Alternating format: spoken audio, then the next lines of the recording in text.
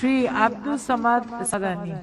Thank you, Madam, for permitting me to participate in this very important discussion on the budget. Madam, with due respect to our Honorable Finance Minister, we have to register our agony and anguish in the ideas expressed in the budget and the very strategies employed behind the preparation of this budget.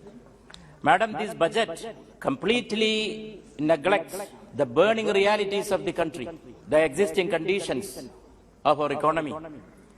For example, it ignores the problematic poverty, the unending unemployment, the increasing inflation. And also, Madam, it completely ignores the widening gap between the incomes of the poor and the rich and the disparity of the annual household incomes. There is no measure, no suggestions in the budget for increasing money in the hands of the poor. And it ignores many other new problems born out of the uncertainties of the COVID days. देखने में बहुत अच्छा लगता है budget, खूबसूरत है. जैसे मुझे याद आता है मैडम, गरीब लोगों के सामने तस्वीर ऐसा है कि आप ही की तरह खूबसूरत बहुत, आप ही की तरह खूबसूरत बहुत, आप ही की तरह बेवफा जिंदगी. This budget completely ignores the poor, the rural people, the rural poor, the burning problems of the country. For example, Madam, now what is the condition, the living reality of the country? 57% of the national income, it is in the hands of the 10% of the population of our country.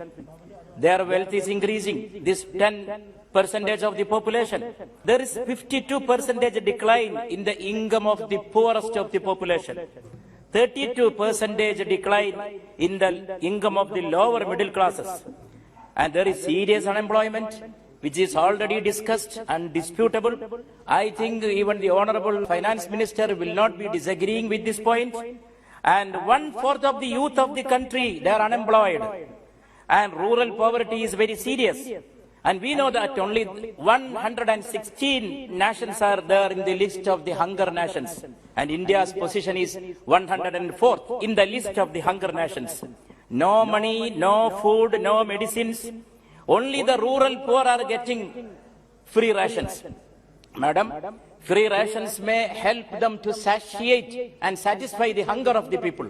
But it will not be helping the poor people to meet the nutritional needs of our people. But the budget, I don't know why. There is a blind eye towards these problems of the country.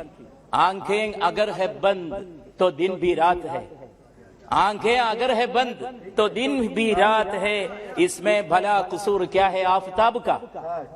So it is the condition.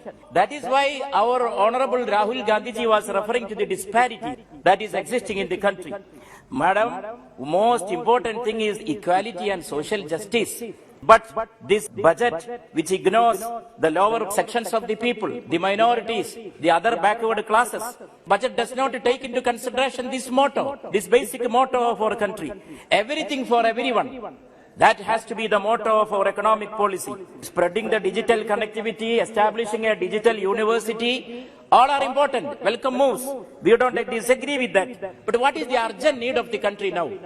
Whether a digital university or spreading digital connectivity, making it universal, welcoming that, supporting that and agreeing with that. I would like to add, there are other problems with regard to roti, kapda or makan.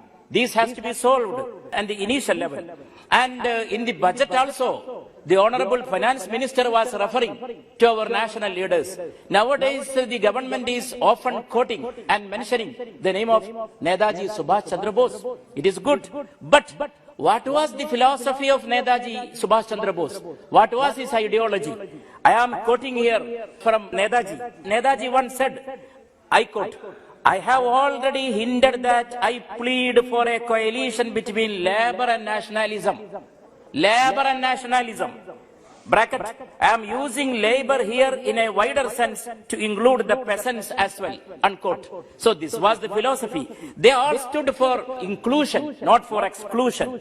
But the government is standing for this, excluding many others from the purview of the national considerations. Madam, we have again and again, there is a reference to Atmanirbhar. Atmanirbhar means, if it means self-sufficiency, self-dependence, that is okay. But this was the same ideology that we had during the freedom struggle, the Swaraj, Swadeshi movements, and the government is claiming that it is feeding 800 millions of our people. Why? Why the government has to feed such a large number of the people? Because these millions cannot afford nutritious food. That is the condition existing in the country. When you speak about the Atmanirbhar, I am reminded of another Indian motto, Om Sahana Vavatu. Om Sahana Vavatu. Let us be saved together. Let us be helped together. Let us be protected together. So what the country needs now, this togetherness. Bridging the digital divide is important. But before bridging the digital divide, my request, Madam, 2 minutes. Madam, 2 minutes. 2 minutes. Only 2 minutes. Madam, before bridging the digital divide, we have to bridge the divide between the haves and the have-nots. So, in this Amrit Kal and this COVID days, what really wanted for the country was a Mrida Sanjeevani. Amrit Kal, we were in need of a Mrida Sanjeevani for our economy, which is already in a very bad condition. But the budget fails to provide such a Mrida Sanjeevani for our economic condition, and it is the opposition's duty. When we point out these things, sometimes finding fault with us, it is our duty. I am concluding, Madam, by just quoting a couplet. Na siyahi ke hai dushman, na safedi ke hai dushman. न सियाही के है दुश्मन, न सफेदी के है दुश्मन, हमको आईना दिखाना है, दिखा देते हैं. This is the duty of the opposition, to show the mirror and what is reflected in this. I would like to request the Honorable Minister to consider the minorities, the backward classes, the suppressed, the oppressed, the sidelined, the deprived and the depressed sections of the people, and to take them into national mainstream in the economic policies. Thank you, Madam.